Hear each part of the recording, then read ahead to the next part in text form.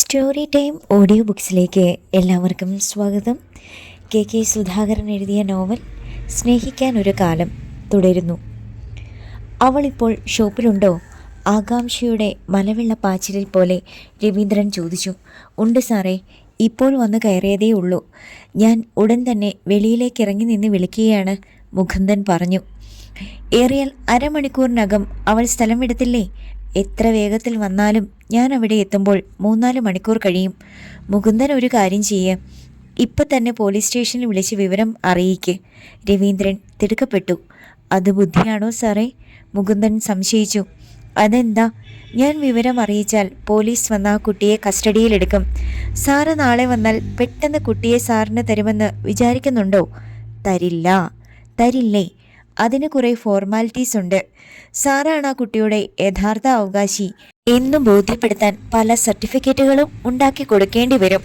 അങ്ങനെയാണോ? രവീന്ദ്രൻ്റെ ആവേശത്തിന് അല്പം മങ്ങലേറ്റു.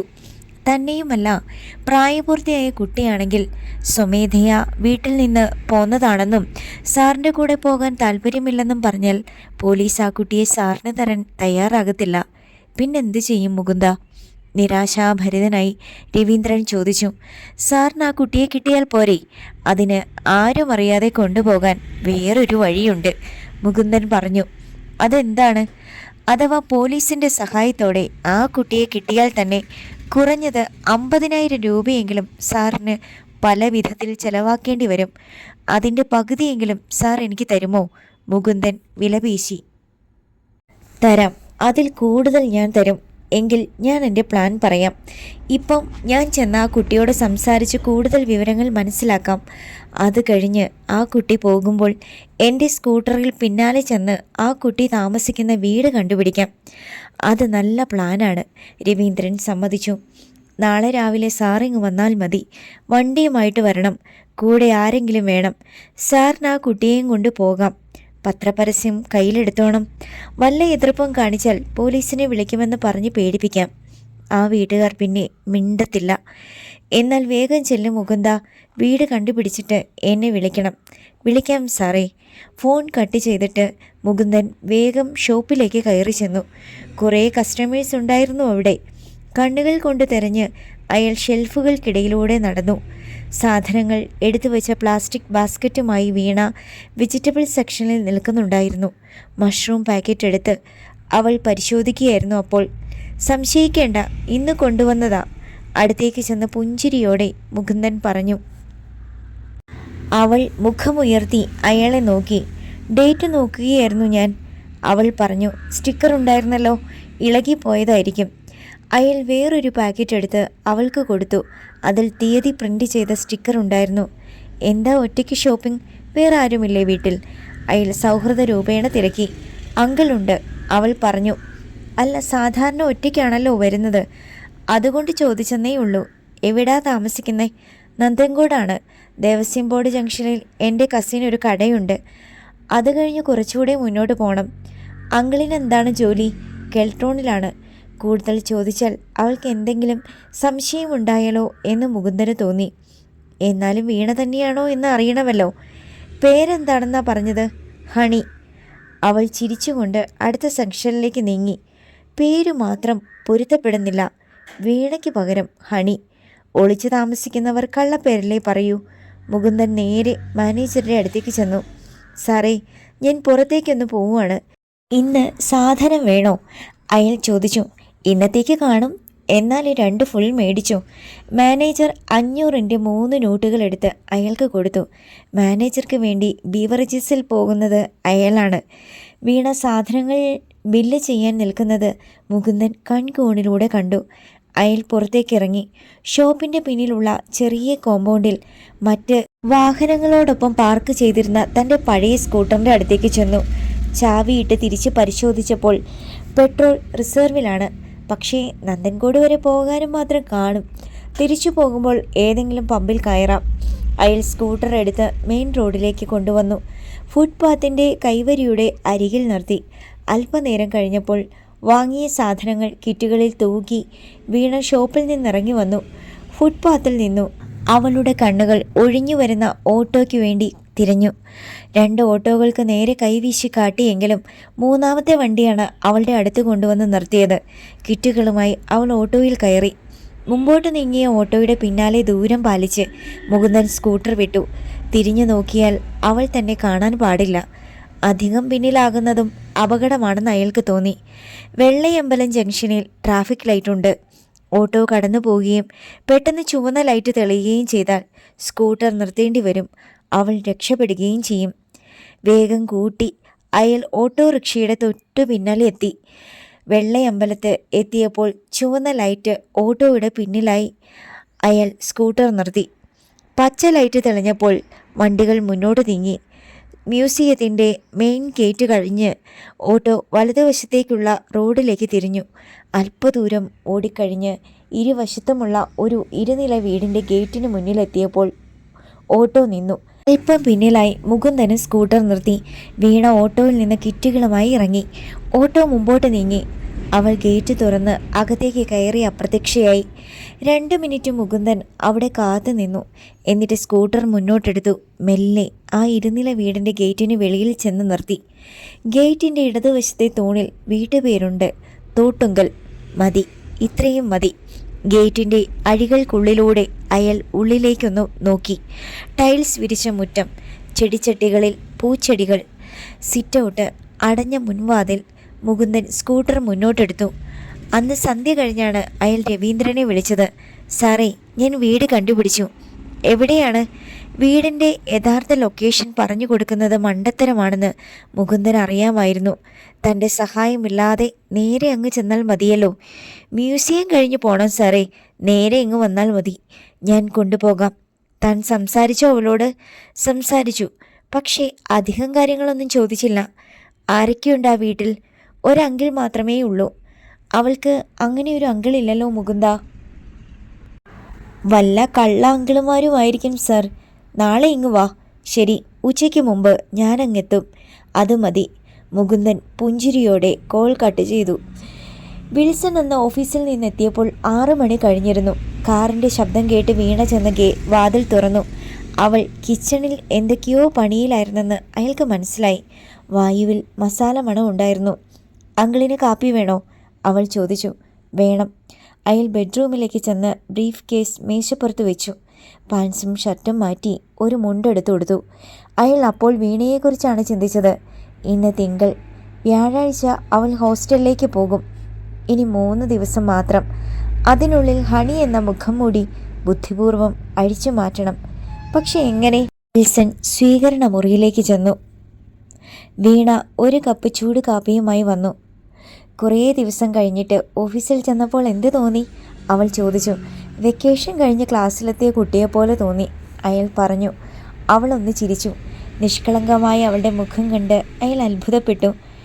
അവൾക്കെങ്ങനെ ഈ മനസ്സിൽ ഒരു വലിയ രഹസ്യം ഒളിപ്പിച്ചുകൊണ്ട് ഇങ്ങനെ ചിരിക്കാൻ കഴിയുന്നു? ഹിന്ദു കുട്ടികൾ പൊട്ടു തൊടാറുണ്ട്, മുടിയിൽ പൂ ചൂടാറുണ്ട്, കൈകളിൽ വളകൾ അണിയാറുണ്ട്, കാലുകളിൽ പാദസരം ധരിക്കാറുണ്ട്. മനഃപൂർവ്വമാണോ അവൾ അതൊക്കെ ഒഴിവാക്കിയത്? നെറ്റിയിൽ ഒരു പൊട്ട് തൊട്ടാൽ ഹണി പെട്ടെന്ന് വീണയാകും. ഒരു സംശയവുമില്ല. അങ്കിൾ എന്താണ് ചിന്തിക്കുന്നത്? അവൾ പെട്ടെന്ന് ചോദിച്ചു. ഒന്നുമില്ല. നീ പോയി കഴിഞ്ഞാൽ ആരാണ് ഇതുപോലെ എനിക്ക് കാപ്പി ഉണ്ടാക്കി തരുന്നതെന്ന് ഓർക്കുകയായിരുന്നു. പെണ്ണ് കിട്ടിയാൽ മതിയല്ലോ. അയാൾ കാപ്പി അല്പം കുടിച്ചു. നല്ല കടുപ്പം, ആവശ്യത്തിന് മാത്രം മധുരം, പാലിൻ്റെ അളവും കൃത്യം. പക്ഷേ ആർക്കും ഇതുപോലെയുള്ള കാപ്പി ഉണ്ടാക്കി തരാൻ പറ്റില്ല ഹണി. അതൊക്കെ അങ്കിളിൻ്റെ തോന്നല. വേറെ കാപ്പി കുടിക്കുമ്പോഴേ മനസ്സിലാവൂ ഇതത്ര നല്ലതല്ലായിരുന്നല്ലോ എന്ന്. വിൽസൺ നിഷേധാർത്ഥത്തിൽ തലയാട്ടി. അങ്ങനെയല്ല, ഞാൻ മനസ്സിലാക്കിയതൊക്കെ ശരിയായിട്ട് തന്നെയാണ്.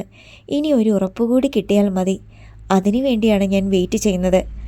അങ്കിൾ എന്താണ് ഇങ്ങനെ ഒരു ബന്ധവുമില്ലാത്ത മട്ടിൽ സംസാരിക്കുന്നത് എന്നവൾക്ക് മനസ്സിലായില്ല. ഞാൻ പോവുകയാണെങ്കിൽ കുറച്ച് ജോലിയുണ്ട്. അവൾ കിച്ചണിലേക്ക് പോയി. ബുധനാഴ്ച വരെ കാത്തിരിക്കും.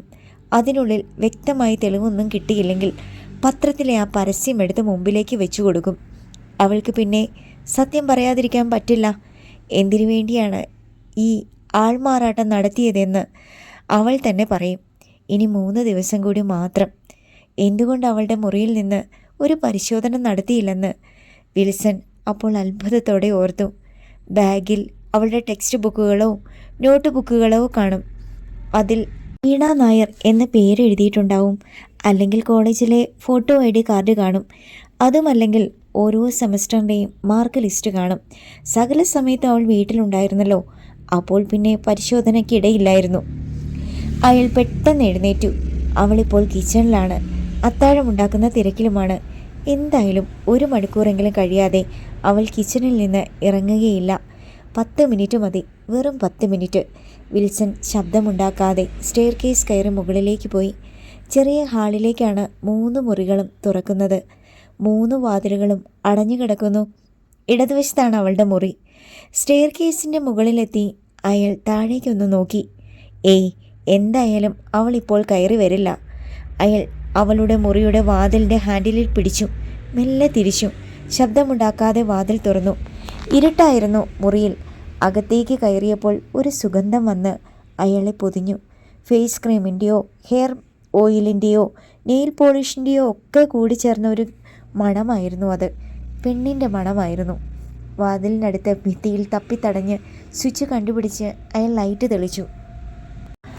അവൾ താമസത്തിന് വന്നതിന് ശേഷം ആദ്യമായിട്ടായിരുന്നു അയാൾ ആ മുറിയിലേക്ക് വരുന്നത്. ബെഡ്ഷീറ്റിൽ ഒരു ചുളിവ് പോലുമില്ല. തലയിണകൾ രണ്ടും യഥാസ്ഥാനത്ത് വെച്ചിരിക്കുന്നു. മേശപ്പുറം വൃത്തിയായി സൂക്ഷിച്ചിരിക്കുന്നു. അനാവശ്യമായൊരു തുണ്ട് കടലാസ് പോലുമില്ല. മുറിയിൽ വസ്ത്രങ്ങളൊന്നും ഇട്ടിട്ടില്ല. തറയ്ക്ക് നല്ല വെടിപ്പ്. ബെഡിൻ്റെ കീഴിലാണ് എയർ ബാഗും സൂട്ട് കേസും വെച്ചിരിക്കുന്നത്. അവ തുറക്കണമെങ്കിൽ വെളിയിലേക്ക് വലിച്ചു നീക്കണം. അപ്പോഴേക്ക് അവൾ കയറി വന്നാൽ എന്ത് മറുപടി പറയും? നാണം കെട്ട് പോവില്ലേ? ഭിത്തി അലമാരയുടെ ഒരു പാളി വിൽസൺ മെല്ലെ തുറന്നു നോക്കി. ഓരോ തട്ടിലും അവളുടെ വസ്ത്രങ്ങൾ ഭംഗിയായി മടക്കി അടുക്കി വെച്ചിരിക്കുന്നു. സരസ്വതീ ദേവിയുടെ ഒരു ചെറിയ ചിത്രം സ്റ്റാൻഡിൽ വെച്ചിരിക്കുന്നു. സരസ്വതീ ദേവി വിദ്യയുടെ ദേവതയാണെന്ന് അയാൾ കേട്ടിട്ടുണ്ട്. വീണയുടെ ഇഷ്ടദൈവമായിരിക്കും അത്. അലമാരയിൽ നിന്ന് അയാൾക്ക് ആവശ്യമുള്ള വേറൊന്നും കിട്ടിയില്ല. സ്യൂട്ട് കേസിലായിരിക്കും മാർക്ക് ലിസ്റ്റുകളും സർട്ടിഫിക്കറ്റുകളും. അയാൾ നിലത്തേക്ക് മെല്ലെ കുന്തിച്ചിരുന്നു. ഒരു ചെവി സ്റ്റെയർ കേസിന് നേരെ തിരിച്ചു വെച്ചുകൊണ്ടാണ് അയാൾ ഇരുന്നത്. പടികൾ കയറി വരുന്ന ശബ്ദം കേട്ടാൽ അയാൾ കൈനീട്ടി സൂട്ട് കേസ് വലിച്ചെടുക്കാൻ ഭാവിച്ചപ്പോഴാണ് അവളുടെ വിളി കേട്ടതുപോലെ അയാൾക്ക് തോന്നിയത്. അയാൾ ചാടി എഴുന്നേറ്റു. വേണ്ട, റിസ്ക്കാണ്. അവൾ വീട്ടിലില്ലാത്ത സമയത്ത് പരിശോധന നടത്തുന്നതാണ് നല്ലത്. ലൈറ്റ് അണച്ച് ശബ്ദമുണ്ടാക്കാതെ വാതിൽ ചേർത്തടച്ച് അയാൾ പെട്ടെന്ന് മുറിയിൽ നിന്നിറങ്ങി. ഒരു വഴിയുണ്ട്. ഓഫീസിലെ വിനീതയുടെ കല്യാണമാണ് നാളെ. ഈസ്റ്റ് ഫോർട്ടിലെ ഒരു വിവാഹ മണ്ഡപത്തിൽ വെച്ചാണ് സംഭവം നടക്കുന്നത്. അത് കഴിഞ്ഞ് ഓഫീസിലേക്ക് പോകാതെ നേരെ വീട്ടിലേക്ക് പോകണം. ഉച്ച കഴിഞ്ഞ് എന്തെങ്കിലും ആവശ്യത്തിന് അവളെ വെളിയിലേക്ക് പറഞ്ഞു വിടണം. ആ സമയത്ത് ഒന്നും സംഭവിച്ചിട്ടില്ലാത്ത മട്ടിൽ വിൽസൺ താഴെ ചെന്നു. ടിവിയുടെ മുന്നിലിരുന്ന് റിമോട്ട് കയ്യിലെടുത്തു. 8 മണിയായപ്പോൾ അത്താഴം കഴിക്കാൻ അയാളെ വീണ ക്ഷണിച്ചു. ചപ്പാത്തിയും മഷ്റൂം മസാലയുമാണ് അവൾ അന്ന് ഉണ്ടാക്കിയത്. അവർ ഒന്നിച്ചിരുന്ന് അത് കഴിച്ചു. നാളെ എനിക്കൊരു മാരേജ് ഉണ്ട്. ഓഫീസിൽ വർക്ക് ചെയ്യുന്ന കുട്ടിയുടേതാണ്. ഉച്ചയാകുമ്പോഴേക്ക് ഞാനിങ്ങ് പോരും, അയാൾ പറഞ്ഞു. അപ്പോൾ നാളെ ഓഫീസിൽ പോകുന്നില്ലേ? ഓഫീസിൽ പോയിട്ട് അവിടെ നിന്നാണ് മാരേജിന് പോകുന്നത്. വീണ ഒന്നും മിണ്ടിയില്ല. പിറ്റേന്ന് രാവിലെ പതിവ് പോലെ വിൽസൺ ഓഫീസിലേക്ക് പോയി. വീണ അവളുടെ മുറിയിൽ ചെന്ന് സൂട്ട് കേസും ബാഗും ഒക്കെ എടുത്ത് തുറന്ന് വൃത്തിയാക്കി വെച്ചു. 2 ദിവസം കൂടി കഴിഞ്ഞാൽ ഹോസ്റ്റലിലേക്ക് പോകാനുള്ളതാണ്. കുറേ വസ്ത്രങ്ങളും മറ്റ് സാധനങ്ങളും അവൾ സൂട്ട് കേസിൽ എടുത്തു വെച്ചു. അപ്പോഴാണ് അവൾക്കൊരു ഫോൺ കോൾ വന്നത്. നോക്കിയപ്പോൾ നിത്യ. ഒത്തിരി നാളായലോടി വിളിച്ചിട്ട് വീണ കോൾ എടുത്തു. നീ ഇന്നത്തെ പത്രം കണ്ടോ? നിത്യ ചോദിച്ചു. നോക്കിയില്ല. എന്താടി, റിസൾട്ടിൻ്റെ കാര്യം വല്ലതും വന്നിട്ടുണ്ടോ? അതല്ലടി, നിന്നെ കാണാനില്ലെന്ന് പറഞ്ഞ് ഫോട്ടോ സഹിതം പരസ്യം വന്നിട്ടുണ്ട്. വീണ ഞെട്ടി. പരസ്യമോ? അതെ, എനിക്ക് തോന്നുന്നത് നിന്റെ രവീന്ദ്രൻ ചേട്ടൻ കൊടുത്തതാണെന്നാ. നോക്കിയിട്ട് ഞാനിപ്പോൾ വിളിക്കാം. വീണ എഴുന്നേറ്റ് താഴേക്ക് ഓടിയിറങ്ങി. സിറ്റൗട്ടിലെ ചൂരൽ കസേരയിൽ അന്നത്തെ പത്രം വിൽസൺ വായിച്ചിട്ട് മടക്കി വെച്ചിട്ടുണ്ടായിരുന്നു. 1ാമത്തെ പേജ് മുതൽ അവസാനത്തെ പേജ് വരെ അരിച്ചു പെറുക്കി നോക്കിയിട്ടും അങ്ങനെയൊരു പരസ്യം അവൾക്ക് കാണാൻ കഴിഞ്ഞില്ല. ഉടൻ തന്നെ അവൾ നിത്യയെ വിളിച്ചു. ഇന്നത്തെ പത്രത്തിൽ അങ്ങനെയൊരു പരസ്യമില്ലടി. എന്നാൽ നാളെ അത് വരും. ഓരോ എഡിഷനിൽ ഓരോ ദിവസമായിരിക്കും ഓരോ പരസ്യങ്ങൾ വരുന്നത്. ചിലപ്പോൾ ഇന്നലെയോ മിനിഞ്ഞാന്നോ അവിടുത്തെ എഡിഷനിൽ വന്ന് കാണും, നിത്യ പറഞ്ഞു. ഞാൻ കണ്ടില്ലടി, നീ ശ്രദ്ധിച്ചു വായിച്ചു കാണത്തില്ല. വിൽസൺ അങ്കിൾ അത് കണ്ടു കാണാതിരിക്കുമോ? കണ്ടിട്ടും അതേക്കുറിച്ച് മിണ്ടാത്തതാണേൽ അതുകൊണ്ടാണോ പലതവണ അർത്ഥം വെച്ച് സംസാരിച്ചത്? വീണയ്ക്ക് ആധിയായി. ഞാൻ പിന്നെ വിളിക്കാം. പഴയ പത്രങ്ങൾ സൂക്ഷിച്ചു വെക്കുന്ന ഷെൽഫ് അവൾ തുറന്നു നോക്കി. തലേ ദിവസത്തെ പത്രത്തിൻ്റെ 2 പേജുകൾ കാണാനുണ്ടായിരുന്നില്ല. ഏതെങ്കിലും സാധനം പൊതിയാൻ അതെടുത്തതായിരിക്കും. അതിൻ്റെ മുമ്പുള്ള ദിവസത്തെ പത്രം അവൾ കണ്ടുപിടിക്കാനേ കഴിഞ്ഞില്ല. എവിടെ കിട്ടും പഴയ പത്രങ്ങൾ? പെട്ടെന്ന് അവൾക്ക് പബ്ലിക് ലൈബ്രറിയുടെ കാര്യം ഓർമ്മ വന്നു. ഹണിയോടൊപ്പം സിറ്റിയിൽ ചുറ്റാൻ പോയ സമയത്ത് പാളയത്ത് ലൈബ്രറിയുടെ ബോർഡ് കണ്ടിട്ടുണ്ട്. ലൈബ്രറിയിൽ പോയാൽ കഴിഞ്ഞ ഒരാഴ്ചത്തെ പത്രങ്ങൾ പരിശോധിക്കാൻ പറ്റും. അവൾ വേഗം വേഷം ധരിച്ച് തയ്യാറായി. ഉച്ചയ്ക്ക് വിൽസനെങ്കിൽ വരുമല്ലോ എന്ന് പറഞ്ഞ കാര്യം അപ്പോഴാണ് അവൾക്ക് ഓർമ്മ വന്നത്. അവൾ മൊബൈലെടുത്ത് വിൽസനെ വിളിച്ചു. എന്താ ഹണി? അയാൾ ചോദിച്ചു. ഞാൻ പുറത്തേക്ക് ഒന്ന് പോവും അങ്കിൾ. എന്തിനാണ്? കുറച്ച് ഷോപ്പിംഗ്. ഞാൻ വന്നിട്ട് പോയാൽ പോരെ? മതി. എന്നാൽ അങ്കിൾ വരുമ്പോൾ വീട് പൂട്ടിയിരിക്കുകയാണെങ്കിൽ മഞ്ഞ ഓർക്കിഡിൻ്റെ ചട്ടിയിൽ താക്കോൽ നോക്കിയാൽ മതി. ശരി.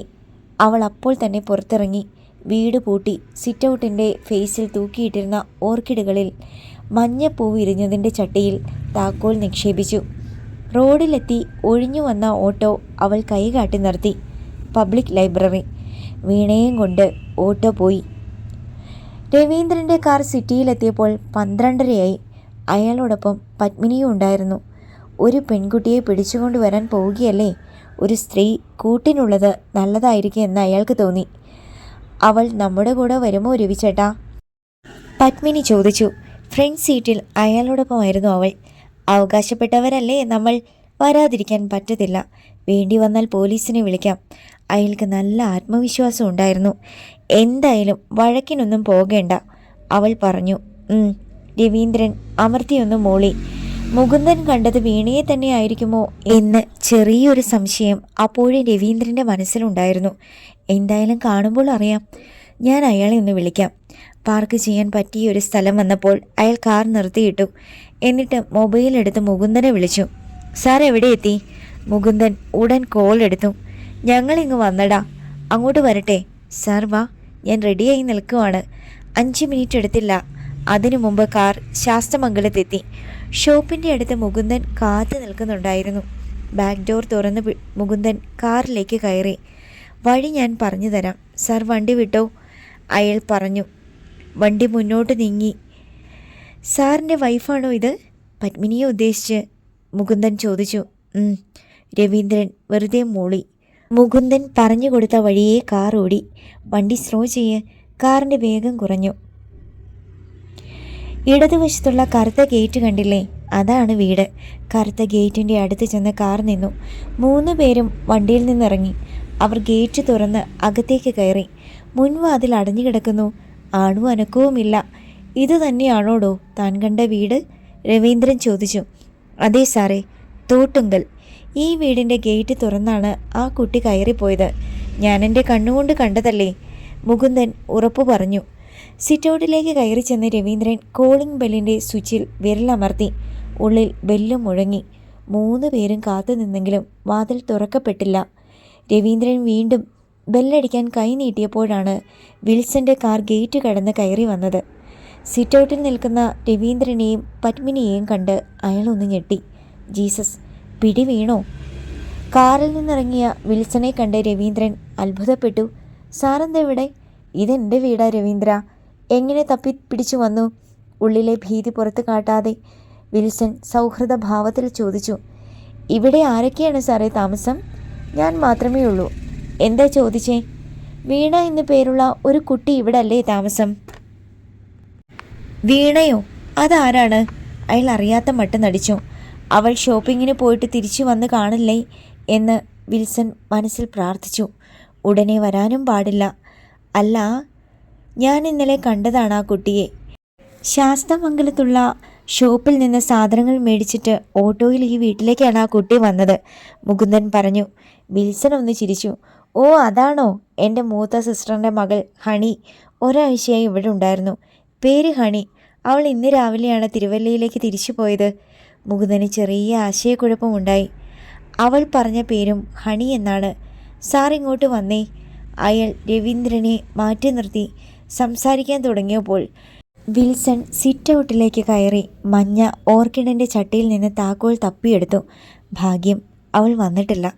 അയാൾ വാതിൽ തുറന്നു. കയറി വാ രവീന്ദ്ര, കാപ്പിയോ ചായയോ ഉണ്ടാക്കാൻ ഇവിടെ ആരുമില്ല. തണുത്ത വെള്ളം മതിയെങ്കിൽ തരാം, വിൽസൺ ക്ഷണിച്ചു. രവീന്ദ്രൻ സിറ്റ് ഔട്ടിലേക്ക് കയറി വന്നു. ഞാൻ അന്ന് പറഞ്ഞില്ലേ കാണാതായ വീണയുടെ കാര്യം? അവൾ ഈ വീട്ടിലുണ്ടെന്ന് അയാൾ പറഞ്ഞതനുസരിച്ച് വന്നതാ ഞങ്ങൾ. അയാൾക്ക് ആളെ തെറ്റിയതായിരിക്കും.